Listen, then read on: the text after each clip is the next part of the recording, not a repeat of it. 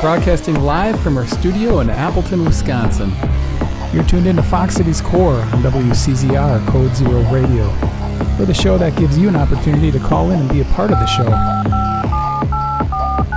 Our call-in line is 920-358-0795. Core. Got one of the bands that we feature quite often on the station. They are a punk new wave band based out of Green Bay, Wisconsin. They've got a new album coming out titled Shop Among Us, which is set for release on June 11th. Right now it's up on Bandcamp for pre-order. I'd like to welcome the Smart Shoppers to Fox Cities Core on Code Zero Radio. How are you guys doing today? Awesome. We're doing great. I'm doing moderately all right. Thank you for asking. I just remembered that for Norb, I've got to turn down the mic just a little bit.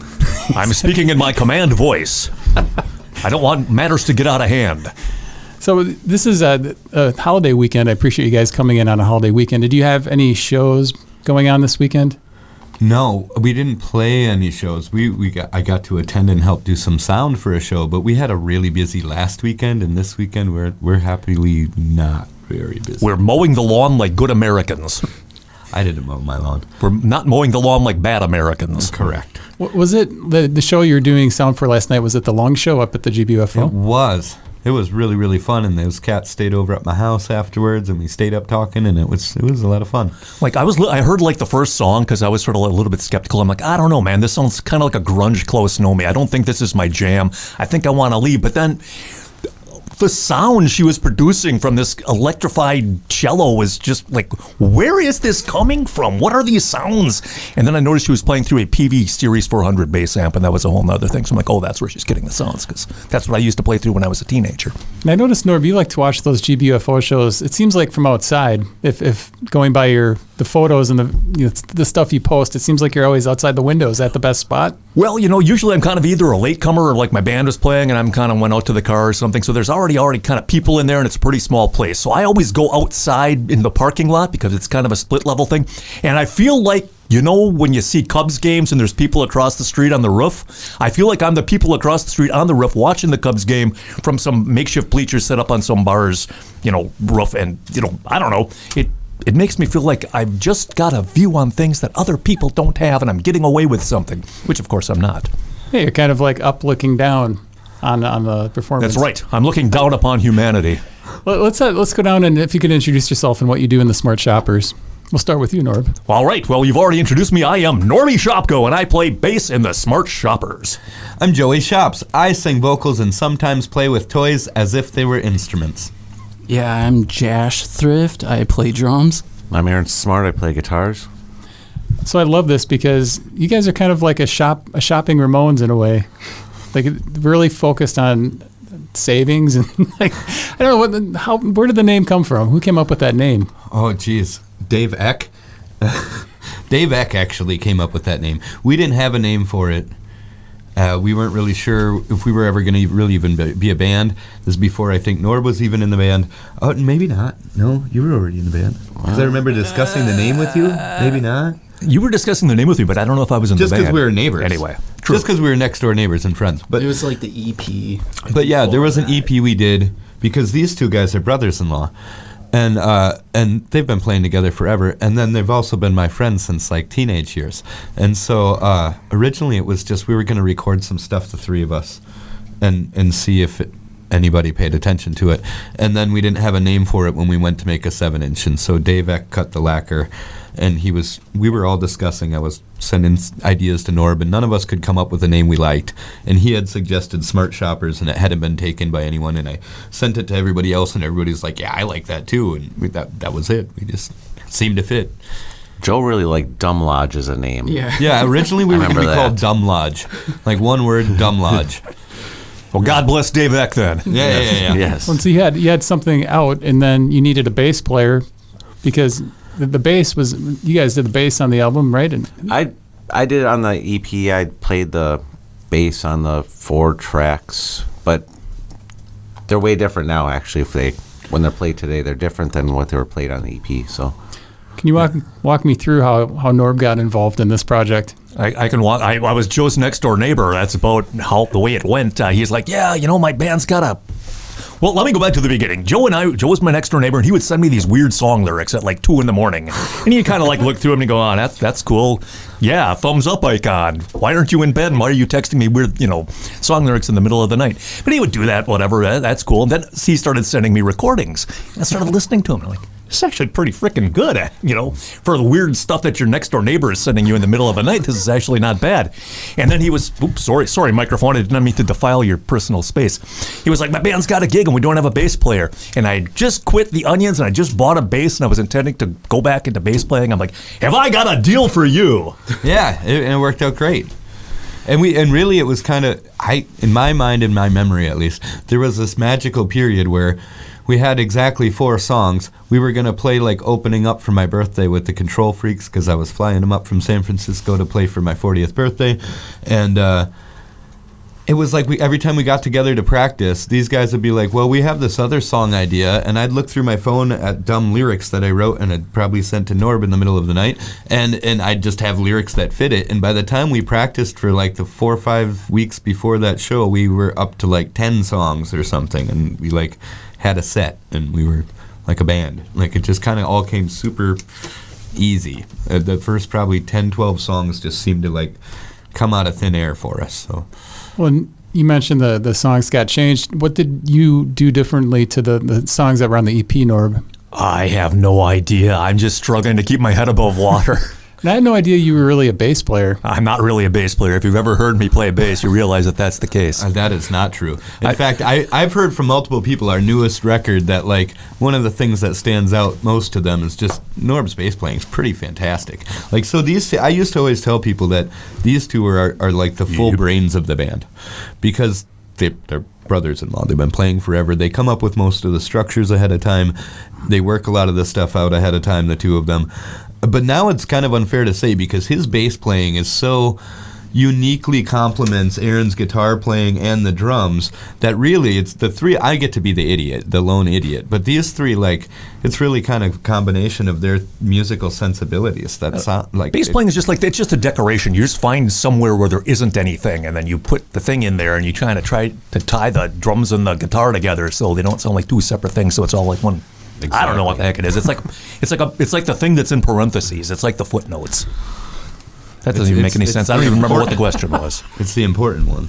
But yeah, I played bass when I was a teenager, and then I sang in bands for like 30 years or a million years or however long that was. And that gets old because you get old, and then you can't do it as well. You're like, I want to do something that doesn't involve me jumping around in tights so much.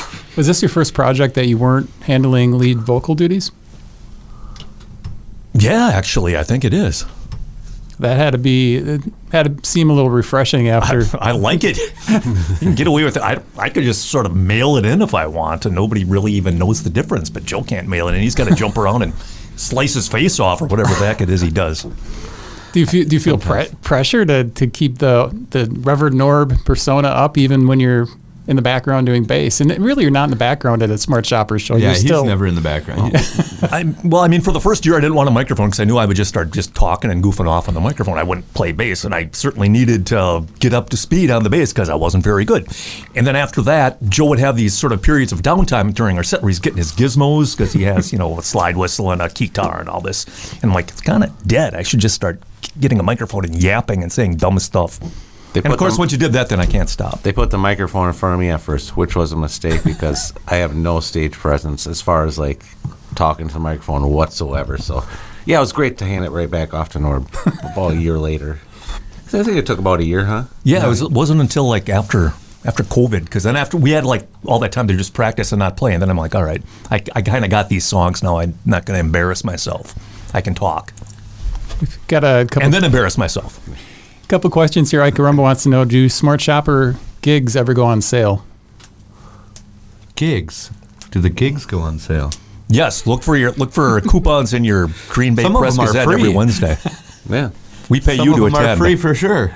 Save 5 box tops, and we'll let you in free for the next 6. Dave Adler says he saw you in Milwaukee, Minneapolis. Oh, yeah, David Adler rules. So David is like a huge Devo fanatic, and I follow all of his pages. And he's really, really rad. He does a really important job, and one of his clients, he had us sign a record for one of his clients and then sent us pretty nice pictures of his client with our records signed and stuff. And he's just a super sweet guy. Very nice, very nice. Yeah, we like David.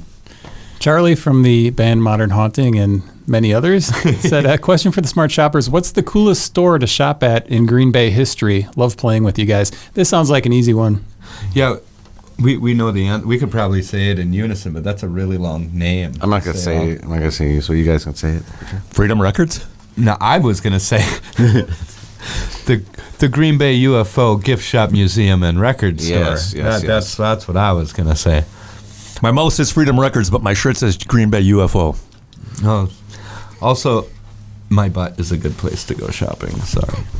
That's just what came up in my mind when I couldn't help it. Joe, Norb was kind of talking about some of the instruments you play, the guitar, and how many different instruments are you using during a set? Including Velcro? I mean, are you like the Carrot Top of the Green Bay music scene with Joseph Handel. Joseph Handel was like a composer who liked to get children to bring like toys and noisemakers and stuff and put them in his like classical composers. I think that sounds are just like, that's music too, you know, and I think sampling and everything, I mean, we know that now.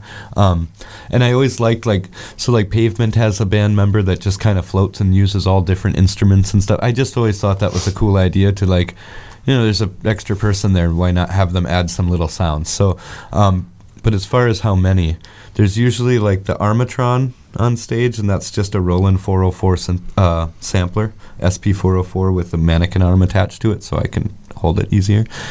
So there's a sampler, and that might have like different things from like a synth or from like a theremin or the Chaosillator programmed and just sampled in. And then there's the slide whistle. And there's a strip of Velcro, and there's a guitar, and there is a kazoo that doesn't get used. There's like one song that has a kazoo, and I've been thinking about bringing the shaker for our new song, Shake. So there could be like up to 6, I guess, but I classically usually 3 or 4 little doodads that are with me.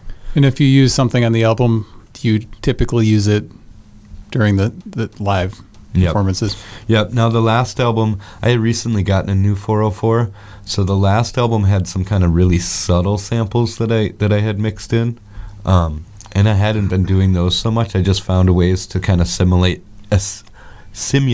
similar sounds with the slide whistle or with my mouth, and then I just did that live for the most part of this last album. Now that I have a new 404, I'll probably go back and get all the samples in it in case I want to use them, but they're not.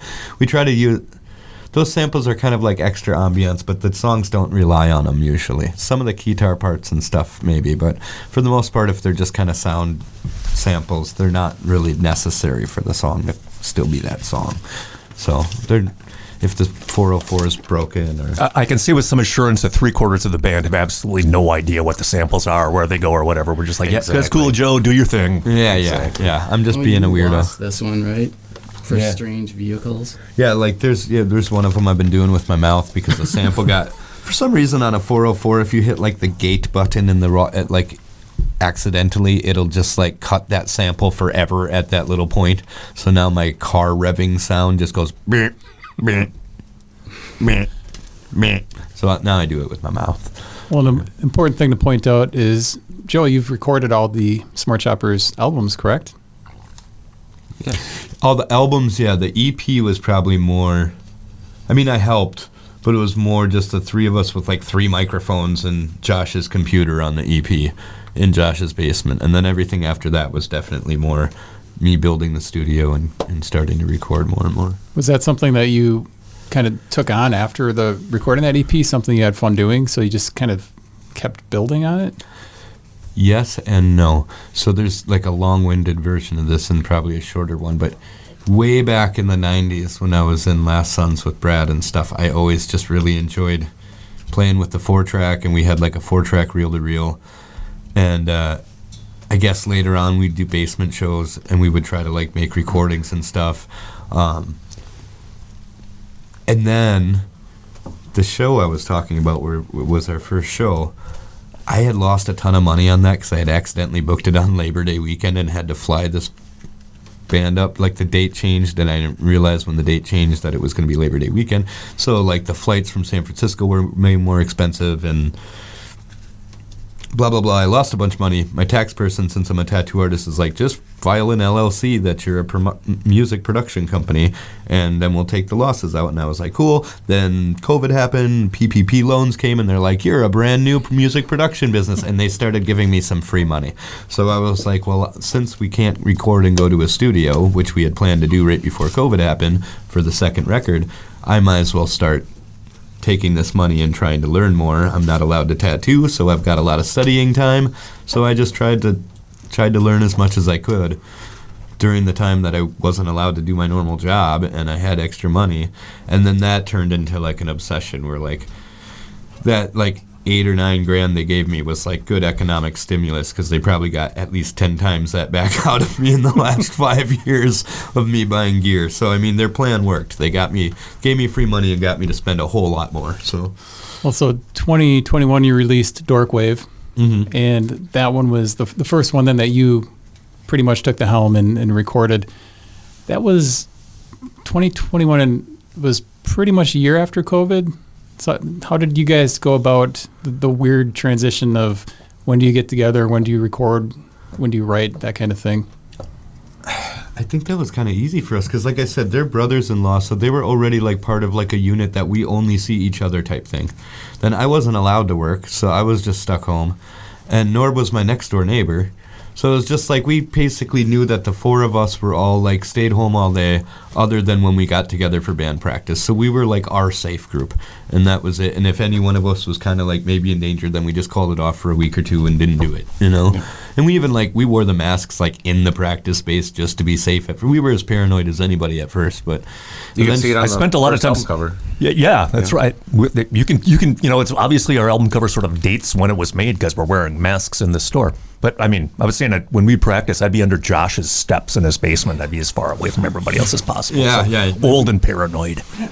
Yeah, we were definitely like, but at the same time, we were like, well, at first, I think maybe we didn't even practice for a week or two. And then, like, as we got to talking to each other, it's like, well, I haven't seen anyone but this one person, and I haven't seen anyone but Norb. And like, it's like, okay, well, you know, I guess we're all fairly safe. We're all just at least we didn't have to living deal next with that door to each other. One weird situation like other bands where, like, one guy had a denier in the band or something like that. Oh, yeah.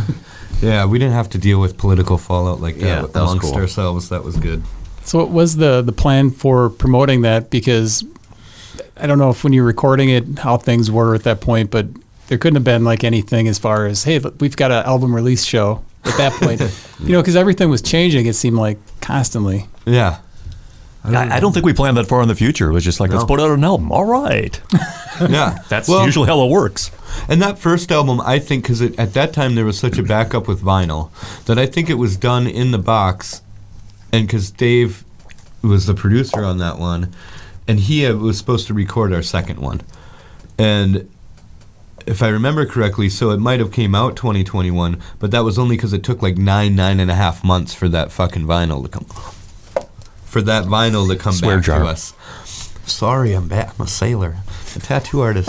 Was there something with one of those pressing plants burning down too? And then there was the thing with the lacquer shortage because of the pressing plant, big up Apollo or whatever burnt down, and so it was like 9 months after all those, and that's kind of why the second record is called Leftovers from Tomorrow, is because when we first had like recordings done, we had like 30 songs or something that we wrote in the first couple years, and Dave was just like, dude, this is way too many songs. I know they're short, but this is way too many songs, you know? And so he kind of like gave us a list of songs that he thought might be like a good track listing, and then like we added some different songs and we kind of saved some ones for later. But most of the stuff on the second album was also written in that first year or two. So like all the stuff on this new album was kind of our first time since we first started writing like new stuff as a band that had time to develop as a band. And yeah, but really I think, yeah, it seems like it came, like all those pictures we have masks on because it was like the middle of COVID when we were like, putting out the record. And I think it was mainly recorded right before COVID happened because we already had plans to record with Dave the second album when COVID hit, and we had to cancel our recording sessions with him. Mm-hmm. So there's a funny trivia fact about that first album cover. We were in Aldi on what the heck? Oneida Street, and we'd taken some photos, and Josh's mask had fallen off, but he's behind us, and we're still mugging it up and stuff. And so if you look, he's holding his mask in his hand. He's also wearing a mask. You're like, well, how did that happen? Anyway, we took the picture, and we sort of were like, yeah, this is the picture. Let's use this one. This one looks cool. And Josh didn't want to use it because, well, I got my mask off. I look like I'm just some sort of anti-COVID masking weirdo. So I photoshopped, I think, Joe's mask, a copy of Joe's mask, on to Josh. So he's not really wearing a mask, but I photoshopped the mask on. You really can't tell, but if you look at his hand, he's holding another mask, and that's his real mask. This is good. This is the kind of stuff that is good to find out. Yeah. And Norm, I know you're good with graphic stuff. Who does you did the graphic for that cover? Who typically, so that's all Norm does, the designing of the album covers? Yeah, because if somebody else did it, I would just sit and nitpick and be complaining. And if I do it, I'm like, well, okay, that looks bad, but I know what I was trying to do, and I had good intentions. So I mean, well, you guys kind of have a theme going. It's group pictures, including the upcoming album that's coming out in June. You guys are on the cover of each one. Well, the new one in June, if you look up the Misfits Walk Among Us, it's pretty similar pose. And that's what we were going for there, is ripping off the Misfits Walk Among Us with our Shop Among Us. But still by a supermarket. This time we were outside of a supermarket. We're outside of the Red Owl on 9th and 12th in Green Bay, as opposed to the other two times where we were inside the interior. Because I think I just sort of like, apart from just the absurdity of being in a supermarket with your instruments and stuff, I like the products in the back because it gives you that sort of tongue-in-cheek B-52's kitschy consumerist culture kind of vibe. Like, that's nice decoration. I'm sorry, Joe. Oh, also it's kind of back to our roots because the EP we're outside of the very last day of Shopko on military closing, and we're holding the signs from the store that they're closing. Aaron didn't know that his sign was upside down, but I think it made a great picture. And also we asked for permission. Is that what you were going to say? No, I was going to say also that Red Owl is my first shoplifting experience ever. Oh, yeah, as a so kid. that's What's the good. statute of limitations on that? Yeah. We'll find I was, out. Let's I hear was about 12, it. so I'm 40 something right now. So what did you steal? Can you walk us through your thought process? It was a Reese's peanut butter cup thing. I remember that before school, and it was multiple times too. And I wasn't the only person that did it. I won't name names. I wasn't there. So you got away with it, and then it just kind of enabled you to quickly jump to that thought process. It's been decades. It was the years where my dad could send me with a note to buy him cigarettes. So it's that long. I'm surprised you weren't offered a cabinet post. So I think, Joe, you were talking about you asked for permission for the shots that you did inside Aldi. Oh, no, I was saying we had asked for permission to borrow the signs during the EP that said like 70% off, all this stuff. But then, as we're taking the pictures in the parking lot, some other manager of Shopko ran out, and they're like, "What are you doing with our signs?" And we're like, "Well, we asked the person, which person, and blah, blah, blah." But eventually, it was all smoothed over, and we returned the sign. They needed them for other Shopko closeouts. So, but that is funny, because we had asked, originally for the first record, we wanted to go to the Super Value that is on Webster, that we often call Wham, the Webster Avenue Market. In Green Bay. Now that I call Century because that's what it was for about the first 38 years of my life. That's right. So the Webster Avenue Century Market, Wham, we went in, and I'm in there like every day. So I was like, I'm sure they'll let me. They all know me. It was our They always neighborhood talk to me. supermarket. Yeah, we're both in there all the damn time. And so we're like, hey, do you mind if we just come in here with our instruments and we're called Smart Shoppers, take some pictures? And they're just like, no. You'd have to talk to the owners. No.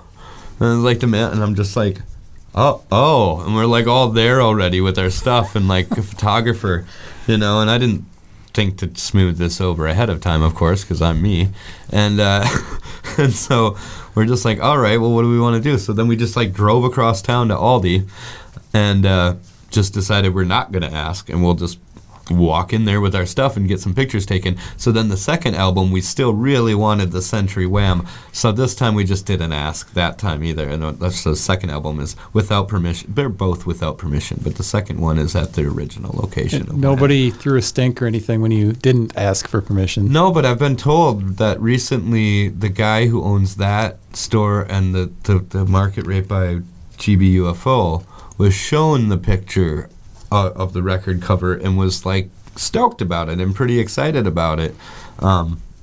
So so cool. Yeah, I guess we probably could have gotten the permission. So America's a weird place. If you walk into a supermarket with a gun, it's within your rights. But if you wear a guitar on your back, it's like, whoa, this freak is trouble. Did the customers come up to you guys and ask what you were doing, or any of the shoppers in there? If somebody looked at me weird, I just said costume party. What are they going to do? I was like, oh, all right. And these guys are obviously dressed as a famous, well-known rock band that wears Argyle and has keyboards with arms coming out of them. I know these guys. Maybe not. yeah, everybody knows the band with the Armatron. Yeah, you know. Yeah, that one. Those guys. So Norm, you've been in a lot of projects. Joe, I know you were in Last Sons of Krypton. Josh and Joe, what bands were you guys in prior to Josh this? and Aaron. Josh and Aaron. Yeah, sorry. Oh, they had a bunch of cool projects. Yeah, they mostly kind of flew under the radar, though. We stayed local mostly, but we played together forever, and it was kind of like different incarnations of the same band over and over again. But a lot of times we were trying like different styles of music. We like a plethora of different music.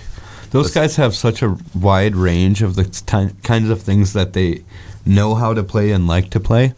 So it's like, I mean, if you look at Aaron's record collection, it's probably got more funk than you'll find like anything punk or you know, or new wave or something like that.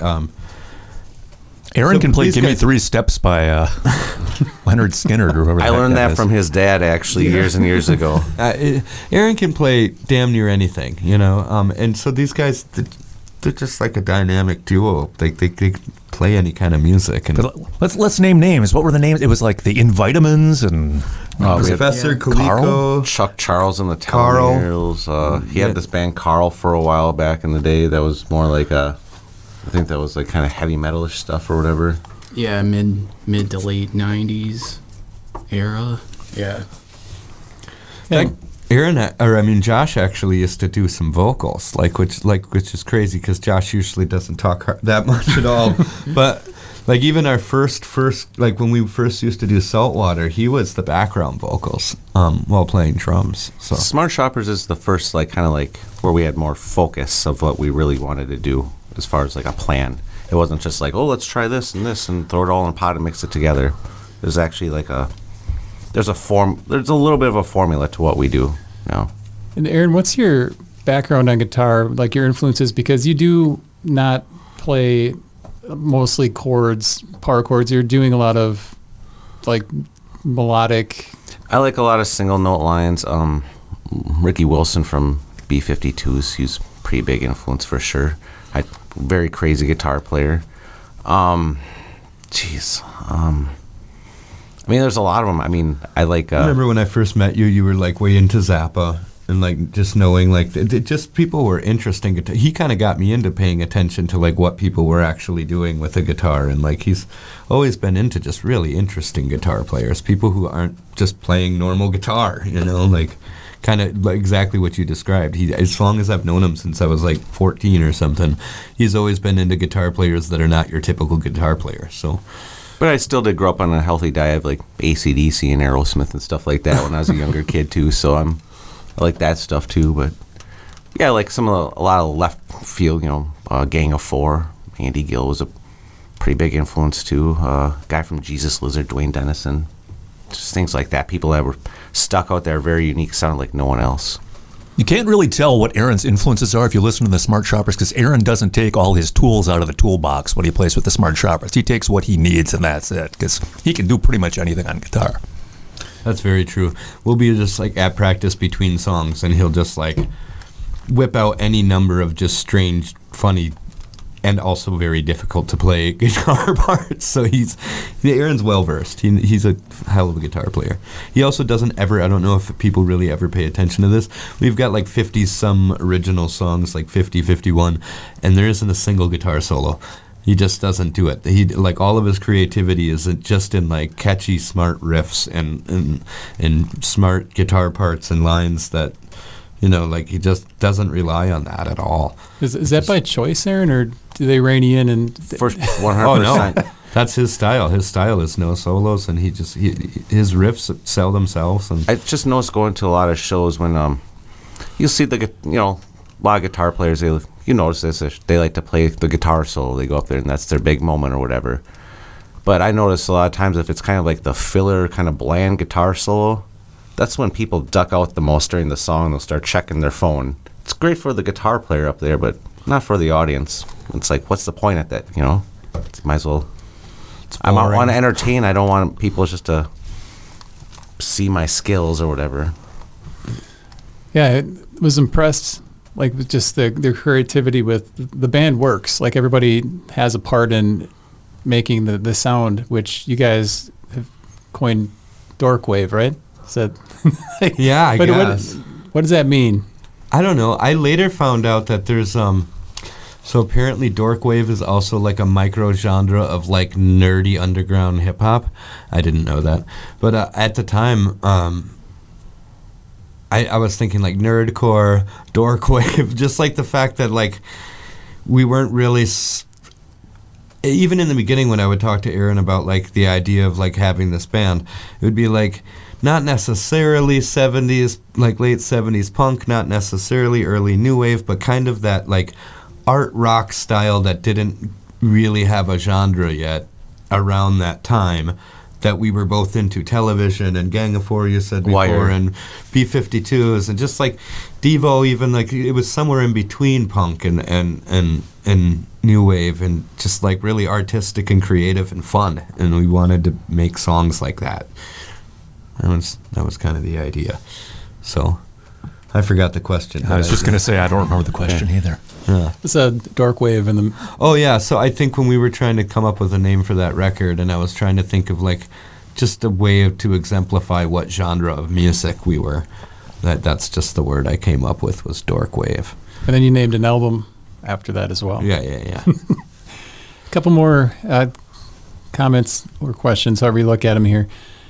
Ace Grouper, always love catching you guys. What's your favorite song to play in your shows? Mine is Spurs because 90% of it is really easy. It just goes boom, boom, boom, boom, boom, boom, boom, boom. It's just me, playing different ways of playing an E. And then I got my one part where I go, and I can kind of dance around and make it look like I'm doing something really cool. Then I go back to boom, boom, boom. Anything with a walking bass line is fun. That's fun for the bass player. I don't know about the listeners. I've been enjoying Shake lately. It's one of our newer ones, and a lot of people seem to like that one a lot. I like Shake that is one a fun. lot too, but it sure takes all my breath out because I actually try to like shake and dance, and I'm not the best dancer, and I'm not the best singer. But that's like a lot. That's hard to do. It's given me a whole different respect for like the pop star who can put on an hour-long concert that's completely choreographed while singing. It's like how? Well, how do you have Party breath Girl for is that? Party Girl is fun to play. Party Girl yeah, is for also sure. fun to It's, play.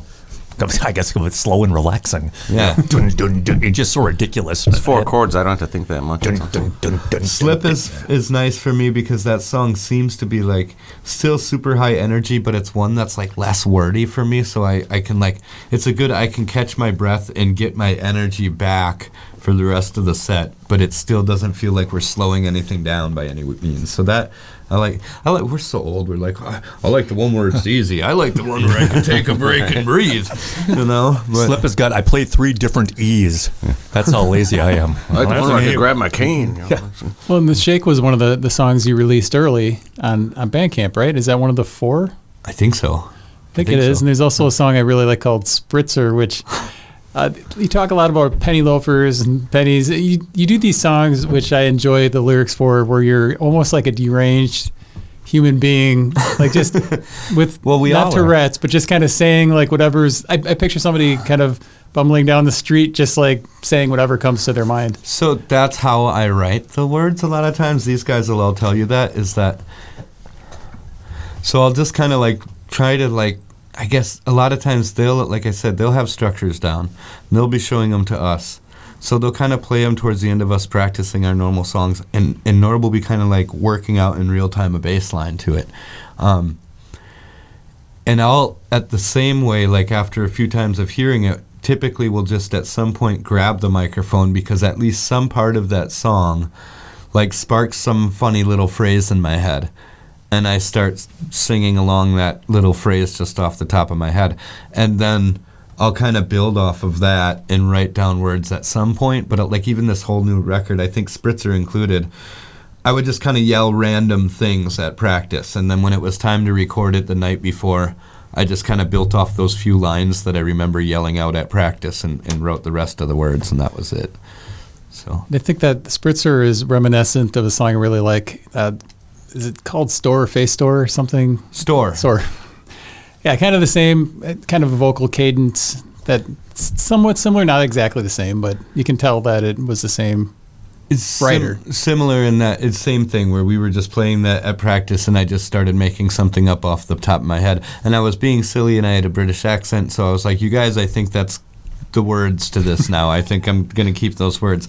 And they're like, I was like, but don't worry, I won't do the dumb British accent. And Norb's like, I think you have to now, And I was like, all right. So then I ended up keeping the British accent for just that one song because it was funny and it fit. works. Bob Minter said, I feel the need to Argyle. Will I be okay? And obviously, if people haven't noticed, one of your things, Argyle. How did that start? I'm an idiot, and I was like, you guys, I think it'd be cool if we always wore Argyle.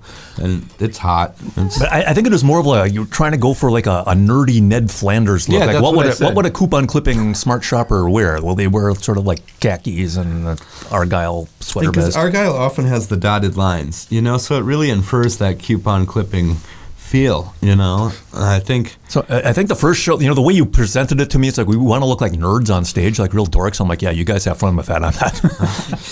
But I think by about the third show, I'd figure out kind of how to work it to my knowledge. And now He's got like the Captain Sensible version, and then we have like the J.C. Penney's version, and Aaron usually has like the T-shirt version because he's got to play guitar. And Plus, let's be real, this shit is just too hot. We've seen Norb way less comfortable stuff than the stuff he's wearing with the smart Oh, shoppers God, in yeah. the past. Yeah, no leotards in our band, Not yet.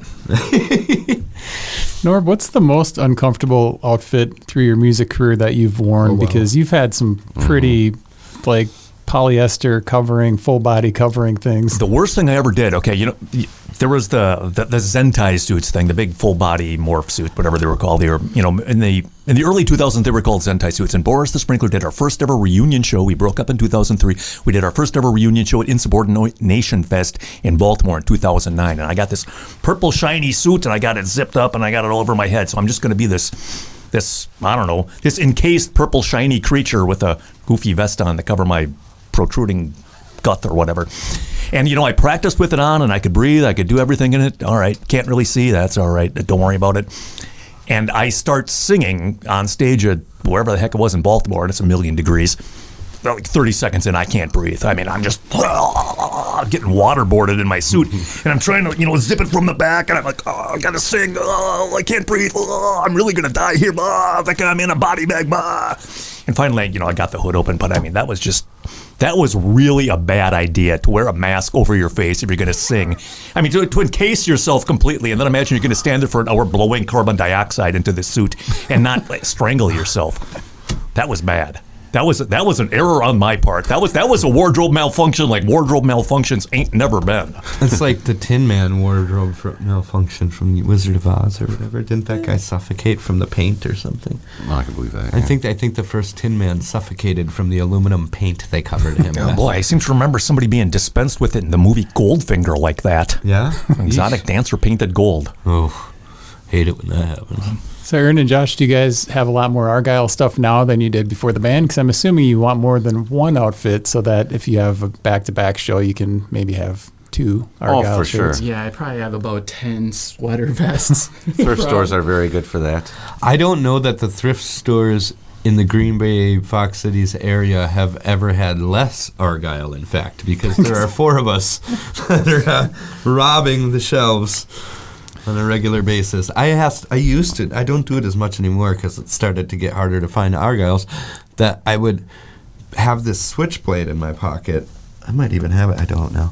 But anyway, and I would Shucks. at some point stab up my sweaters and just rip at them. And then I was running out of sweaters to rip up during our shows. And so I started safety pinning them together. And I remember we were in Indianapolis and I'd always just kind of be ripping at my clothes during the set without thinking of it. And this time the sweater was all safety pinned. And man, they all like opened and like we're just cutting up my hands during the. I got done and there's like blood all over the Armatron and there's blood all over my hands and all these little scratches and little. I was like, oh, my sweater. That makes sense. I didn't think it through very well, Andy. That's the moral of that story. Not the bloodiest gig we had either. No, we've had bloodier gigs, but that's all right. Which ones? What? How? Well, Daniel James Daniel James Chinese Telephones and Indonesian Junk and Daniel James Band. Was that last year? Band. Last year, his birthday. We were at the Bremen Cafe in Milwaukee, and we were doing Party Girl, which is actually our slowest, wimpiest song. But I'm going back like this, and I was standing on a little stage, and Joe was like on the floor or whatever, and Joe was spinning the other way, and I mean, it felt like I smacked him it felt like I hit a bunt single to, not even a bunt single, a broken bat single to, left field or something. I cloded him. I moved this way and he moved that way. And the headstock of his bass is such that, like, if this is the flat end, like, the four, like, little tuner guys, machine head things, tuning pegs, come out, like, straight from there. So you could see, like, a perfect 1-2 where it hit me flat on, and the one that hit me more straight was bleeding pretty good. And I don't, we kept singing. I remember blacking out and landing like flat on my ass. I knocked him down. Knocked me straight off my feet, and like blacking out for a second, and then like hopping back up and like.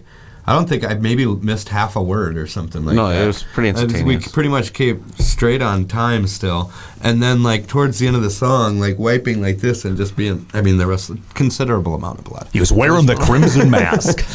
Do people ever think you're crazy after shows if they don't know you and they see the band I think people think he's crazy if they do know him. I think, I don't know what to think about that. I don't know. That's probably fair sometimes, but I don't. I think most people have not kind going of for that at all. I think it's just people around here kind of have an idea. That's Joe being Joe, but you go other places where maybe people don't see Joe all the time. Maybe they might be thinking this guy's a mental degenerate and we need to get away from him quickly. That's a fair assessment, I think, probably. You guys have been big winners at the BAMI Awards in Green Bay. You took Best Punk Band 2 years in a row. That's correct. And this year you performed what you called a Schmedley. We did. Tell me about that performance. It closed out night 2 of the BAMIs. There was a possible stage destruction that was going to take place during your set. How much did you have planned going into it about what you were going to do during that performance? Oh, we didn't. I think we were just hoping to actually sort of get through it because we hadn't played in a long time because we were recording our new album, so we hadn't practiced or anything for months. We finished the last couple things we needed to do for the record, and then that hadn't practiced any of our songs since before we started recording a couple months earlier. So at the end of our practice, like, we quickly decided. They told us what 3 songs they wanted to put us to maybe do or hoped that we would do for like a medley. And we just kind of figured out how we might be able to place those 3 songs together, and we went through it like twice. And they're like, well, like, let's hope this works. I bet we can do this. Let's try it. And that was just like the night before or 2 nights before or the weekend before or something like that. And then, nothing else was planned. We probably, I didn't think we were going to win again. So I know. I thought there was going to be a conspiracy afoot, so we wouldn't have, I don't know. So it wouldn't be a hegemony. The year before we had won, and Holly, but we were against Holly in the Nice Line. Like, they were also nominated, but they played, and we didn't. So this year they asked us to play, so we had just assumed, since they were nominated again, that Holly would win, which is why we were playing, like, as a consolation, we thought. But then earlier in the night, they're like, all of the winners tonight will be playing, or whatever, or all the performances tonight will be by the winners, and it was just like, oh, maybe we did win something again. So yeah, we kind of took us by surprise. So we didn't plan any kind of what we were doing. And we want. This is sort of getting to a slightly gross feel, this award thing, where it's like, I don't know if I'm for it, I don't know if I'm against it, but as long as I get the awards, I guess it's kind of cool. We also won an award in Indianapolis at the Melody Inn. I'm glad you brought that up, that you guys did a PRN winner, and I believe that it was something where you guys are playing last, right? Can you walk me through a similar thought process for that? It was very similar. So when we got the email asking us to play, they kind of alluded to that if we're going to have you come from Green Bay, like 7 hours, like, and we're asking you to play for our awards show, you probably won an award. And this is the Melody Inn in Indianapolis. This is Punk Rock Night. And Punk Rock Night is important because it's 25 years of every single Saturday night having a punk rock show. And I think they're probably the venue that can say that more than any place else, that they've kept continuously that. Even like when it lands on Christmas, they have a punk rock show a Saturday night. So, and for 24 of those years, they've had the PRN Awards, the Punk Rock Night Awards. And it started out apparently as a joke the first year, and then they just like, well, are you going to do it again? And they just have done it the whole time. So they originally kind of, I think when we played there last, they had made, one of the guys, Rich, I think maybe was like, they'd be a great nomination for the what the fuck is that category or whatever. Swear jar.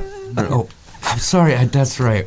But So that's the name of the award. that was the, but still, that was the name. What the F was that was one of the categories, and we thought for sure that would probably be us because we're weirdos. And that category came and went during the night, and then there was some other categories like, I don't know, some other like very outlier type categories that we thought, well, that could probably Like be Best Argyle or whatever. Yes, whatever, yeah. But we were nominated for like 4 of the categories, 3 or 4 of the categories, and one of them happened to be Best Performance, which is like the last award they give for the night. It's their biggest award of the night. And so as we got closer to that award, it became kind of like, well, even when we first got there, they kind of tricked us. Like, they were like, oh, this band can't come till whatever time or has to leave at a certain time now, so would you guys mind playing last? And we were just like, yeah, I guess that's cool. And they're like, yeah, and people will still hang around, don't worry, because they'll want to see who won the last award. And we were like, oh, all right, sounds good. So we kind of thought at first we were just going to be kind of like everybody be gone already by the end of the night, and we were just kind of be the sweep up the floor band or something like that. And so we didn't expect that at all. We and then it kind of didn't even occur to me. I think Aaron might have said something to me. He's like, well, I think there's only like 1 or 2 left. One of them was definitely not one we were, and I was like, oh yeah, all the other things we were nominated for have gone and left. And the only thing left that we were nominated for is the big one. And we're here to play, and we're playing last. And all of a sudden it was like, duh, I think maybe we won. So this band has won quite a few awards already. Yeah, and the studio won the first year of BAMI's too. My little studio won Best Studio, Best Producer, so I was pretty proud of that. Code Zero Radio won a BAMI last year. Yeah, that's this year, rad. and I announced it. Yeah, that was quite the honor, Norb, to have you announce that. The pleasure was mine. Well, you guys are the smart shoppers. I want to see how smart shoppers you guys really are. So, little We test. have trivia? Yeah, Just like the Price is Right. I bought 3 items at Walmart, and I'm just going to see if you guys can. This is a bag of crunchy salt and vinegar potato chips. I'm going to put on my spectacles. How much is this bag priced at Walmart? I'm going to say $1.99, Bob. I am going to say that bag of chips is $2.49. Ooh, close. Yeah, that's what I would have thought. I was gonna say $2.69. Not the Price is Right, but You guys are way off. This is going to blow your minds. $1.50. oh, that is a great value. Wow. It's a rollback. I went over. Well, you guys have a chance to redeem yourselves. Well, let's try. We're just going to change our name to the Shoppers. Now, It's kind of like when Paul Revere and the Raiders for changed. anyone with a sweet tooth, Oh, Reese's. a Reese's, a little box of Reese's here. For him, it'd be free. Yeah, right. Those were the cups. He's got deep pockets. Box of Reese's. It's a pretty good sized box. $1.29. Any other guesses? $1.18. I'm going to say also $1.50. 99 cents. $1.24. Who was the closest? I said 118. Oh, there you go. That's right. That's right. I have an interesting bit of trivia about the Reese's Pieces. Is that the colors of the Reese's Pieces inside are orange and yellow and brown as depicted on the the logo and the packaging here, and the amounts of Reese's Pieces of a certain color inside are roughly proportional to how much the ink is represented here. So there's like 50% orange and 30% brown and 20% yellow or something like that. That's crazy. Where did you that was find the thought. that from? I know things because I work in the packaging industry. Okay, fair. You know about the packing industry. You should know about how much this gum is at Walmart. That is a pack of gum. Ooh. Pack of gum. Polar Ice, I believe. Yep, Polar Ice. the best flavor, in my opinion. Rice always I'm has gonna, gum. I'm gonna say $1.69 again. I'm gonna go back down to the $1.25. $1.29. Let's see. Okay, what are our bids so far? Do we get $1.50? Mine was $1.69 was the highest. I'm going to say $1.70. Norb got you by 2 cents, $1.72. Oh, nice. So Good really, old 172. so Norb, you're probably the smartest shopper over there. It seems like. Appears that way. I'm not very thrifty. Those two college degrees are good for something. They figured out how I can survive on Reese's Pieces and gum and spill my coffee. How's your phone? Oh, my phone is good. Actually, I finished my coffee and I'm just putting the cup to my lips by reflex action, so I think it's all right. Excellent. Well, I've we got a tiny bit of backwash left in mine. It's pretty good. we had a question here that was called in earlier. Let's see what that was. Hi, this question is for the smart shoppers. My question for them is if they could name the top 10 retail establishments that no longer exist in Green Bay they'd like to see return. That's all. Have a great Memorial Day. It's Time Bomb Tom. All right, I'm gonna say number 1, Freedom Records. I'm gonna say number 2, Pipe Dreams. I'm gonna say number 3, Record City on Washington Street. I'm gonna say number 4, The Exclusive Company. Imports? Kutzkus Hall. Imports Concert Plus. Cafe. That's not a retail establishment. Oh, they sold bagels and Come now, Snapple. you're really stretching. Come it. on. All right, fine. What about Powerhouse Comics? They were kind of cool. I wouldn't mind if they were still, but Powers is still pretty cool. There was this little junk store in De Pere called J&S This and That I thought was the coolest store in the world when I was a kid and went there every day after school. I wish J&S This and That was still there. The Colony Bookstore on Irwin and Law Street. Ooh, remember the Faded Rose, the witch shop that was by the library on Pine Street? That was kind of a cool... I remember Bell Book and Candle. That was a long time ago. Oh, okay. Was that 10? I don't know. Exclusive Company. We didn't say that. I said them. Oh, I think yeah, that was you number did. 4 for Norb. Okay. Oh, Record Exchange. New Frontier. Surf and Record Bird Exchange. would be cool. Surf and Bird would still be cool to be open. To have a real skateboard shop again would be neat in Green Bay. Although I think people just order online and find what they want. Guitar Cellar? Oh yeah, Guitar Cellar was cool. Yeah. That's actually where GBFO is now. yeah, where GBFO Henry's is now. Then. Yeah, Henry's. What? Henry's No, music. screw Henry's. Okay. Screw Henry's. I'm vetoing that one. I think it would be cool if Boss's News Depot moved back to the They're in, northwest De Pere corner. Yeah, they moved back to the northwest corner of Cherry and whatever it was. That was just their corner. They should have never left there. That was cool. Did anyone No. say Shopko? Oh yeah, duh, Shopko. Yeah, that's the biggest. That was my first shoplifting experience with Shopko because I lived behind the Shopko. Where else are you going to find a bin of jelly shoes? Joe, what did you steal from Shopko? I didn't. I was with my friends who had a whole scheme for stealing at Shopko. And so I was one of the accomplices. What we would do is we would have a friend who had a backpack that matched one of the ones that was still for sale at Shopko. They would take their backpack off quickly and exchange it for the empty backpack, while another friend would ask somebody in the sporting goods area if they could see one of the pocket knives. And they would own it. Then another third one of us would grab the phone that you could hit the button for help, and they would get it from the neighboring section, and that would get the person who has just unlocked the knives to go to the next little pet food section, right? And then we could empty all the knives into that backpack and have that kid walk out while the other two still just shop around for a half hour and meet up with them later. So I was the get the person to open up the knife thing. But I didn't get caught actually stealing anything. But they had cameras on our whole scheme, so I was still definitely in some big trouble. I mean, that plan sounds so sophisticated. My head was kind of spinning. It was a 6th or 7th grade plan. We were like mass criminals for our age, you know? Then they took the knives and used them to cut up their sweaters. Yeah, you know. Catholic school kids, you know? We were Catholic school kids. So when you guys went into writing songs for Shop Among Us, what was the plan? Oh, the plan was shit. Aaron and Josh have Swear already, jar. You know, I'm so bad at this. So, Aaron and Josh had already had, pretty much almost all the structures of the songs and had been showing them to us. Norb, by this point, had at least maybe a fourth of them, maybe a third or fourth of them with bass lines ready to go. And I was lazy and slow and hadn't had...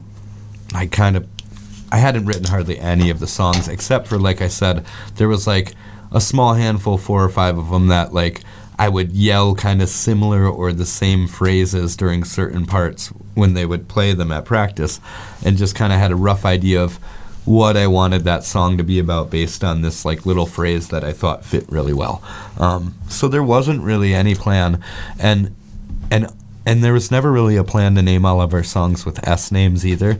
It just so happened that we started doing it kind of as an inside joke, and then on this album, all 16 songs just ended up having like a really easy to find title with the letter S. So this altogether, there's like 50 original songs and like 42 or 44 of them or something or start with the letter S. But this album is 16 songs that are all the letter S.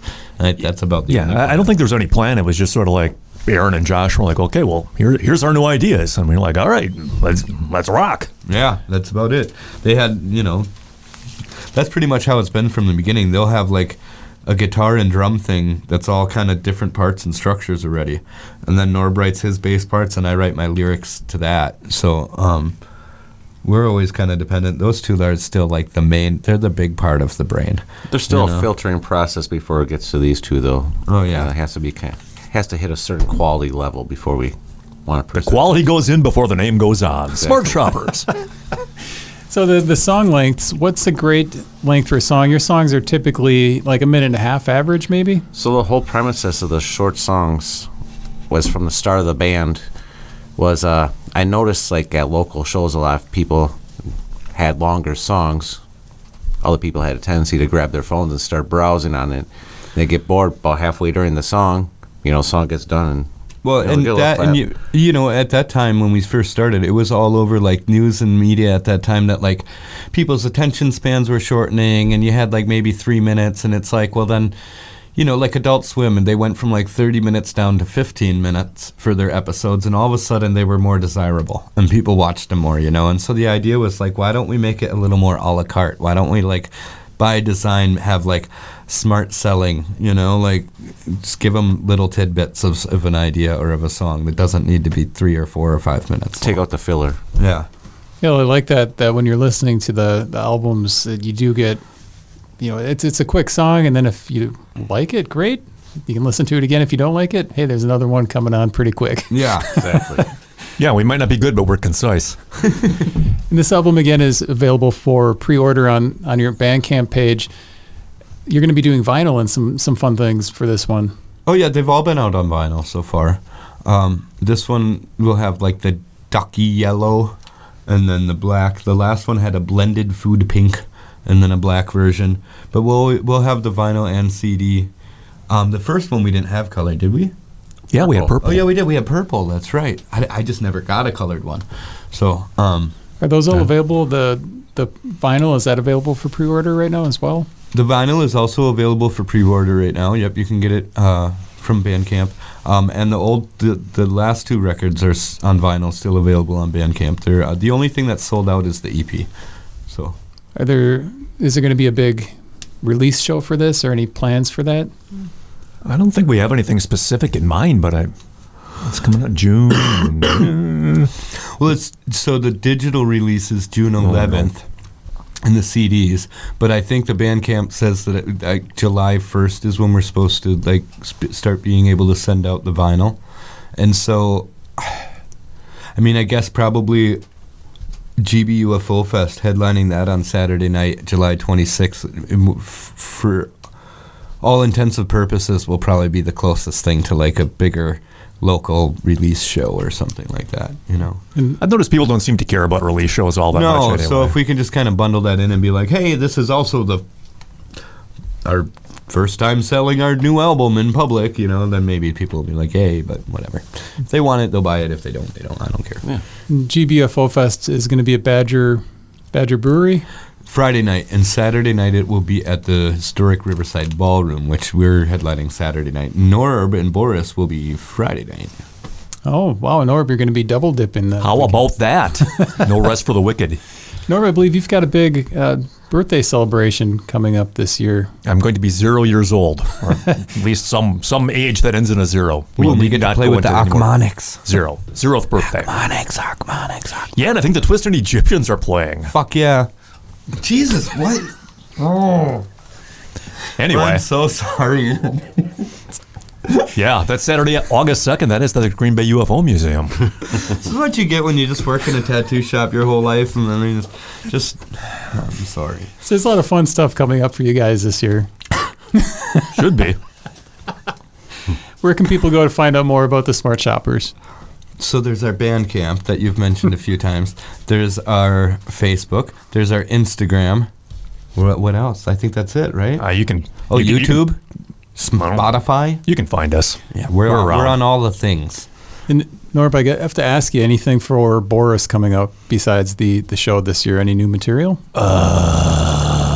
Well, we will take that as we can. I mean, we do have, I don't know, we always have this sort of stockpile of new ideas and stuff to do, but, it's difficult for us to do it because we have a bass player that lives in New Jersey and this, that, and the other thing. So we will see how that works. We're going to play all of our second album, Saucer to Saturn, at the Green Bay UFO Fest because it's its 30th anniversary, and when you're really old, that's what bands do. They play their old albums, start to finish or whatever. And That's a fantastic album. I played that album so many times in my life. it's not going to be pleasant relearning all those songs, but whatever. I will figure it out. So I don't know. I don't know if we're going to have any time to record this year, but we will see. We could. Also, my little studio has like a new EP by Sons of Kong that I recorded that'll be coming out soon, and the Shanty Sleeves record, which is almost all done, and that's gonna be pretty fun. But other than that, I've got to ask you, how's it Sons of Kong? How did that turn out? oh, it turned out really great. It was my first time trying to record something, I guess, with that kind of production and that kind of style. And so it's made me a little nervous to think, like, can I get something that's, like, that clean, like, radio-ready rock and roll, and I think I hit the mark. So, I mean, it makes me pretty happy. I'm pretty happy with how it came out, yeah. And Shanty Sleeves, too, he was just playing in Detroit last weekend, and King Khan, his mom, Carmen, because he's, like, 15, his mom, Carmen, sent me a copied paste screenshot or whatever from King Khan telling him like good things, like whoever was behind the board on that new recording of yours knew what they were doing. You can hear everything, but it's still dirty and blah, blah. So it felt good because it's probably like the most lo-fi thing that I ever tried to do, and then right next to like the most hi-fi thing I ever tried to do, and they were like right next to each other, those two recording sessions. But I think I've figured it out a little bit at least, so I'm starting to learn a little better. And that makes me excited. Yeah. Josh, And we've maybe? got a lot of shows. Go? Yeah. Josh, what were you going to add? I was excited. Any Josh Nairn have anything coming up besides Smart We're Shoppers just stuff? jamming new riffs and things. Peppers? Like that too. Yeah. Yeah, peppers, hot peppers. These guys are all about peppers, man. Like the two of them, plus, so Josh's sister is Aaron's wife, Shanna, and the three of them just make all these different flavored salsas all summer and fall, and then Norb eats them all. Yeah, I just opened another jar of Dean Cried. Yeah, they all have great names. We have a guy named Dean that's from Appleton here that pretty much, him and his sons come to almost every show, and he'll sell merch for us and whatever. And so one of their salsas is called Dean Cried, which tells you that it's Try the probably Dean pretty Cried hot. once, you'll cry too. Yeah. He'll tell you he didn't cry, but he cried. I want to thank you guys for coming and doing the show today. I look forward to the new album digitally coming out on June 11th, followed by the vinyl. Check out these guys at GBUFO Fest this year and Norb's birthday blowout. Yeah. Even any parting words? Shop smart, shop S smart. There we go. Thank you for